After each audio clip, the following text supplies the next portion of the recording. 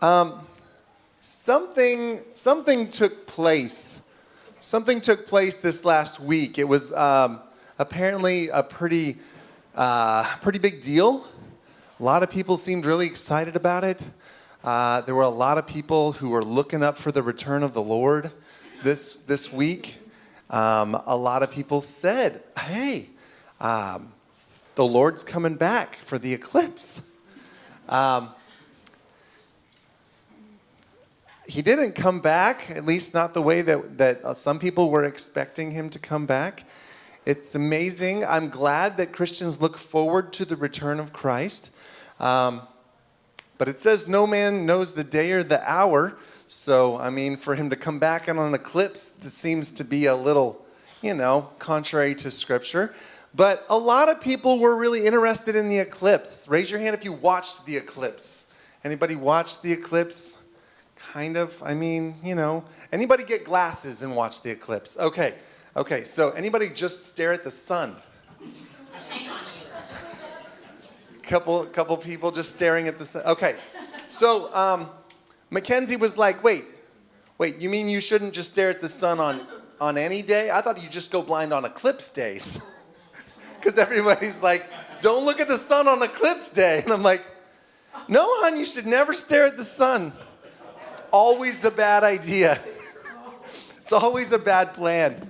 But she was doing really good. She didn't even want to look through glasses. She's like, I'm looking up these things, and then these eye care professionals, they're saying, don't even look through glasses. Don't do this.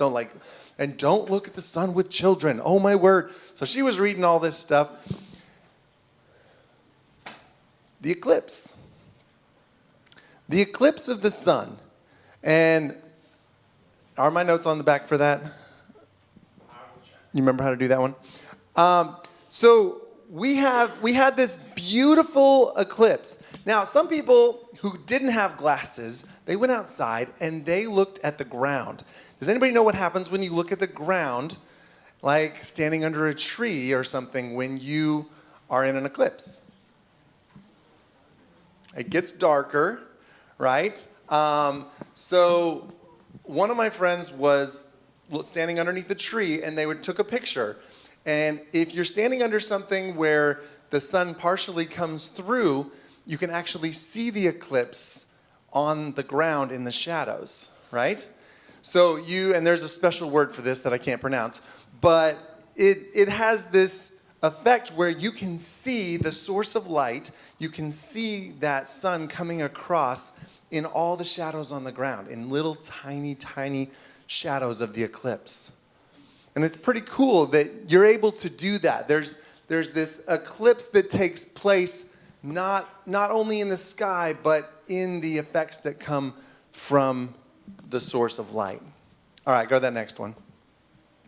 Now, a whole lot of people were very interested in the eclipse. A lot of people were, getting out on their back porch, getting out with their families. Some people over-exaggerated their interest just a little bit. These are some friends of mine from Wichita. Now, he is kind of a nerd, so maybe he wasn't over-exaggerating a whole lot, but I'm pretty sure this was a pose. People are so interested in things that are bigger than themselves, right? Things that are bigger than themselves. And this was a monumentous occasion where something small eclipsed something much, much, much larger. Has that ever happened in your life? Where something very small eclipsed things that were much, much, much larger? Doesn't that take place sometimes? When I talk about problems, I'll have people take their hand and put it in front of their face, right? Your hand is much smaller than the room, or than, say, the Eiffel Tower, or with movies that have come out recently, Kong or Godzilla, right? And you can block the view of those very large things with a very small hand because of perspective, right? Because of perspective. Keep going. Keep going. So, the moon is actually a lot smaller than the sun, right? Anybody have any idea how much smaller? What? 300 times. Very, very close. 400 times. 400 times. So the moon or the sun is 400 times larger than the moon. You can actually fit, I believe it is 64 million moons inside the sun. Isn't that insane? All of these moons inside of the sun. There's this effect that takes place with perspective, right? It takes place with perspective. And when perspective changes things. One time I was talking about perspective, and I had a lady carry a big box all the way up the stairs and into her apartment. And she was huffing and puffing, and she was taking all this time to carry this giant box up into her apartment. And she puts it down at the end, and you look inside, and it's empty. Just a cardboard box. And all of a sudden, your perspective on her struggle, on her trial, changes entirely because your perspective changes. Go to that next slide. Now, as we were talking about the eclipse this Wednesday night, most of my lesson was probably eclipsed by the fact that we fired cotton candy out of cannons.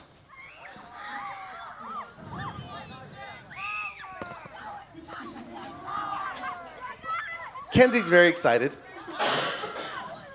She got one. We fired cotton candy out of cannons. And how awesome is that? How awesome is that we can do something huge? It's not really that huge, right? But the focus is there. And because of the focus on the one thing, the secondary thing gets put in the back. Go to that next slide. I didn't get permission to use it's the one after this, but that's all right, this one. Now, this was up for Easter, right? And I didn't draw attention to it because I didn't want to take attention away from the cross. But does anybody else see the monster? Is it just me? See the shadow on the wall? Yeah. Right? It's not a puppy dog. You've got giant teeth right through here. You got an eyeball, right? You got this head that goes up. A huge jaw. You've got a huge jaw right here, and then you've got the wings that go out with the, right? You can see it, right? I saw this the week of Easter, and I was like, what do I do with that? No.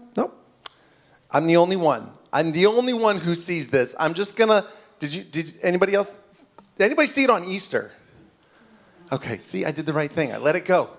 Thank you, Elsa. So, there was this thing that was overshadowing, and yet that day was eclipsed by the cross, which was correct. That was awesome. We wanted to be eclipsed by the cross, but our perspective changes a lot of times the truth that we accept in life. Like, I mean, Jason's kind of a small guy, right? But he's not this small. Go ahead. Right? She's gonna kill you. She might kill me.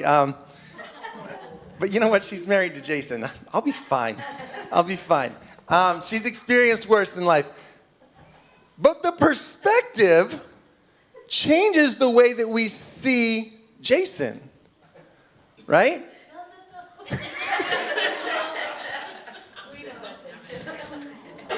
But it's so amazing how something that is smaller can eclipse something that's so much bigger and more powerful simply based on our perspective. Go ahead.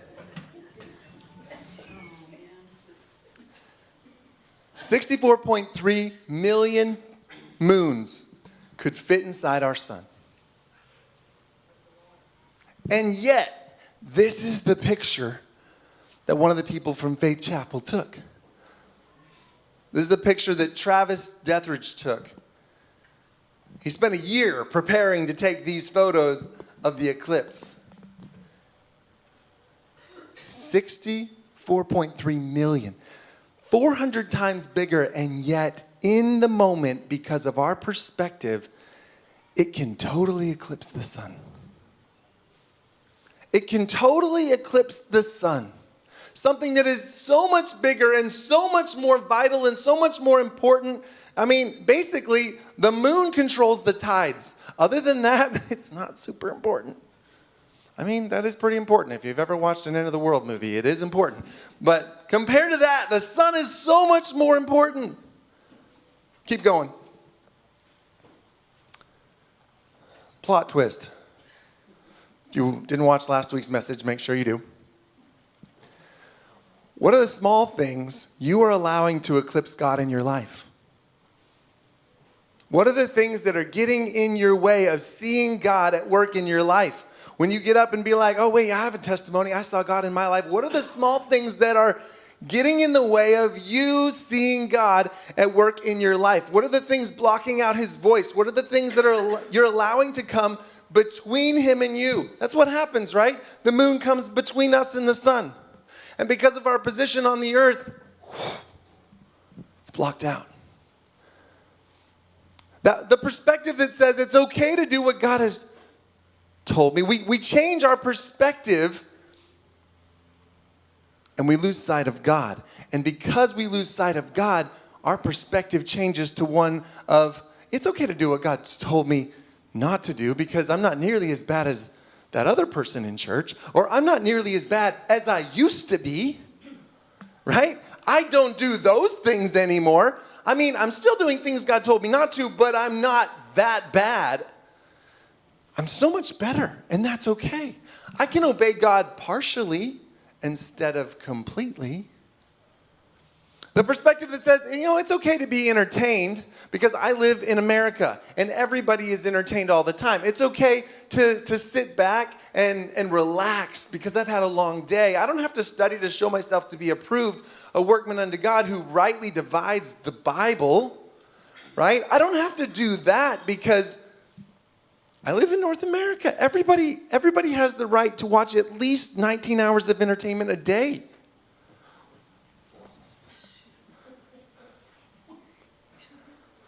You got to rest on weekends, but our perspective changes because we lose sight of God, and other things like our culture, other things like maybe teachers who are talking about things that are exciting to us but maybe are not biblical. All of these other things, relationships could get in our way. That's what the Old Testament is all about, right? The Old Testament is all about things that got in the way between God and people. We talked a couple weeks about it with Adam and Eve, with the fall. Satan's plan has always been to get between God and people, to separate us from God. And he's not anywhere close to as big as God, but if he can get us in the right spot and block out our view of God, even for a little while, the lack of hope that comes with losing sight of God can cause us to do really stupid things. Keep going.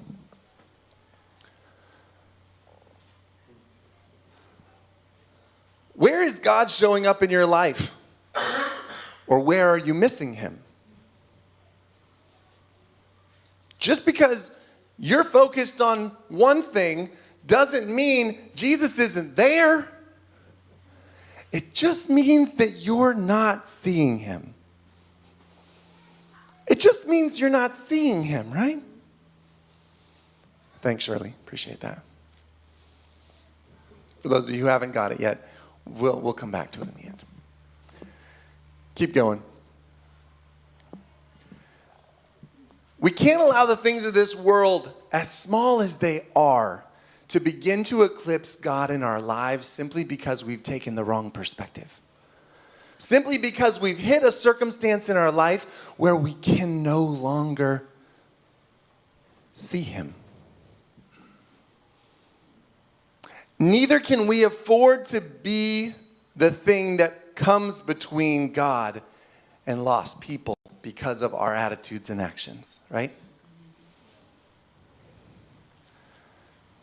I remember the story of a guy, and he had some people who came to his church, and they didn't treat the people at his office well. They were jerks when they came into his office. And he told his pastor, he said, every time they come into my office, I go and I hide behind my desk in my office because I'm terrified that they will see me and say hi, and that someone will know that they go to my church. Because if they know that they go to my church, they will never want to come.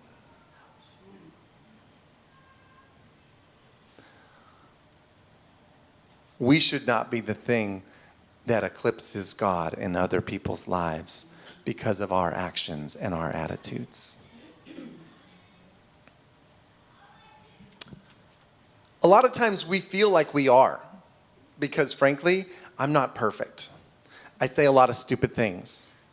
I made a really dumb joke the other day at the bank, and I'll never get over it because it was dumb, and I'm just quitting and I'm going to a new bank. Okay? We shouldn't be eclipsing God. We feel, though, because we're imperfect, that sometimes people either see God or see us. Have you ever felt that way? You're like, oh, that's me. Oh, that's me. That's me. Hey, I showed God. That was good. I gave a ride to a guy getting out of jail yesterday. That was definitely God. It wasn't me. It was just God. Right? Go to that next one. We feel like we're eclipsing God. Just like this. We're like, okay, nobody can see God in me because I have issues. And we all have issues, okay? I'm not saying you're going to be perfect, but I'm saying until you are, you should keep trying. And you should keep striving. We talked about it in worship. One thing I do, forgetting what is behind and straining towards the goal. I'm pushing towards the goal. I'm trying. Our goal is always to follow Jesus. This week in our reading in the youth group, there was a verse that I pulled out, and it said, the godly person rises 7 times when they fall. But for the wicked, 1 time down is plenty. They'll never get up. We're resilient. We're resilient because we recognize forgiveness, grace, and hope. Right? We don't have to be perfect.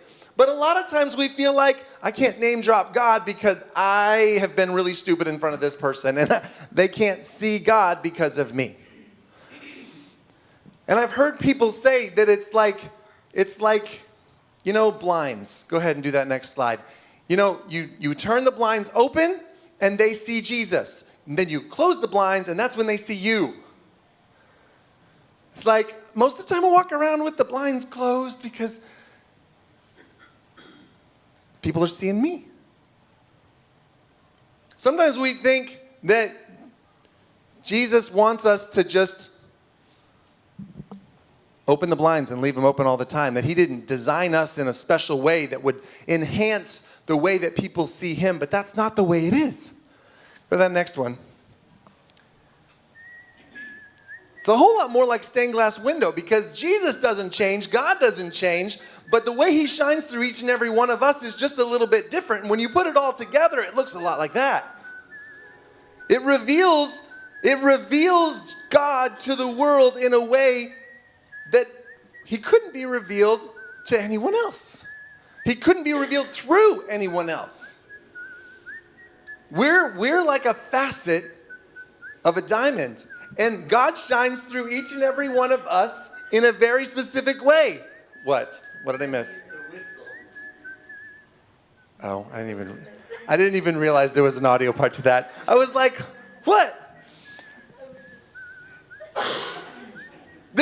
very specific whistle that God has for each and every one of us. And he really wants you to listen for the whistle. He's like, I want you to listen for the whistle because I want to show myself through you over here, right now. Go right here, right now, because you're supposed to show up for this person. You're supposed to show. You're supposed to hear the whistle and you're supposed to be the light, not be distracted by it, right? You might be at a car wash and you might hear somebody's stuff playing and you might be like, hey, I really like your radio station. You know, can I pray for you? Can we talk? You might represent God to certain people in certain moments. Sorry. You can go to the next slide. You can go to the next slide.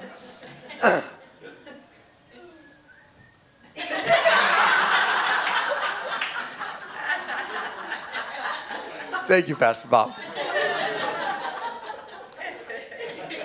This is the deal. We are simply a reflection of the sun. We have no power of our own. We have no whistle of our own. The moon is a reflection of the sun. It has no light, and yet we see it in the sky most nights because it is reflecting the light of the sun. And guys, if we're not reflecting the light of the sun, what are we doing? What are we doing? God made us individually. Andy is not going to be the same as me. Lathan is not going to be the same as Bradley. We're not going to have this. Sorry, bring it back. We have this responsibility to shine the way that God made us to shine. During the strengths class that Sandra does, she says you were made to shine. And it doesn't mean you were made to shine like Joy or that you were made to shine like Candy. There's this way that God created you. There's a specific color and a specific hue that comes through you when God shines through you. You don't have to turn the blinds up or turn them down. You just need to let him shine through you. You're a city on a hill. A city on a hill shouldn't be hidden. Don't hide it under a bushel, right? You were made to shine in a way that God created you. And when you wish, oh man, I sure wish I was blue. Sure wish I had that cyan color. I sure wish that I had whatever it is. When you want to be a different color, it doesn't make you that. Paul said in Romans, he said, just because the hand wants to be an eye doesn't mean that you are one. And if you stick your hand up there where the eye's supposed to be, it's not going to help the eye or the body see, and it's not going to allow you to see either. God created us each with a special gift. We need your gift. We need who you are. God has designed you to minister in a specific way. Maximus takes all the stress out of my life by making sure the lawn is mowed. I cannot tell you how stressful it is to worry about a lawn. Okay? We have almost 4 acres here, and I never worry about the lawn. When we had the building over by Tumbleweed, I would show up on Sunday morning and would hope to God no visitors show up because the lawn looked so awful. And there was like 4 patches. But it was supposed to be taken care of by the lease person. I told him, I will have my son come mow this. He said, no, we've been using these guys forever. I was like, check on them. I think they died.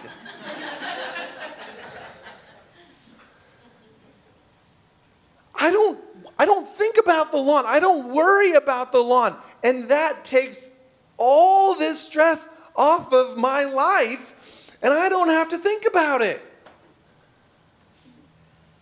That's a ministry. That's a service. That's something that is vital and important, and it's something no one else wants to do. We really should get him some help this summer, people, okay? All right? We really need to get him some help. and I'm going to get the other lawnmower fixed so we can actually help. Because more people than just Maximus might have this flavor, this color, where you're like, hey, yeah, I could do that. I'm going to stick my earbuds in. I'm going to head out there. I'm going to help. I'm going to go screw up his lines.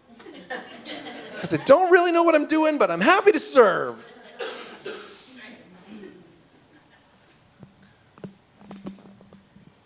John described in the opening chapter of his gospel, in him was light. In who? Jesus. Right? In him was light, and that light was the light of men. The light shined in the darkness. The light shined in the darkness. What's your job? Your job is to shine in the darkness. And guess what? You don't even have to have any light. You just have to orient yourself towards the light. And you'll reflect it. You'll reflect it. Let's go to the next slide. See, the thing is that although sometimes we feel like the one eclipsing the sun, we're not. We're reflecting it. We're reflecting him. We're reflecting him.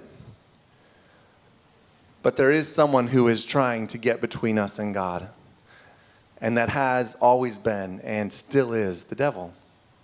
The devil is trying to block the power of God in a way that makes it seem like God has disappeared. That he's far away. It seems like Jesus hit that same moment on the cross as he's saying, Father, Father, where are you? Right? Why have you forsaken me? And it wasn't that he was forsaken. And Scripture makes that pretty clear. But in that moment, in that humanity, he felt what we feel sometimes when we can't see God.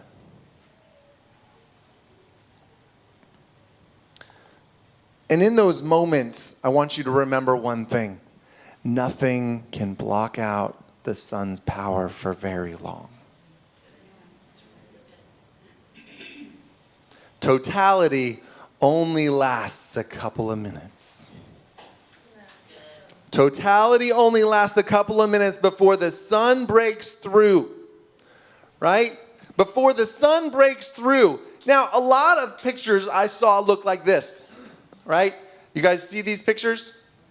Right? Go back. Go back one. And you see this picture. Are these two different moments? They're probably even the same moment. I saw so many pictures with the bright light behind it, and then I saw this one that my friend took, and a lot like it. But what's the difference? Is it a different moon? Anybody who's a photographer know. It's not perspective, it's... What? Contrast is close. Who said exposure? Gretchen. It's exposure, right? It's exposure because some cameras can block out the light that's filtering through. The little tiny bit of light that's coming through the back, some cameras can block it out and filter it. The exposure level changes what we see.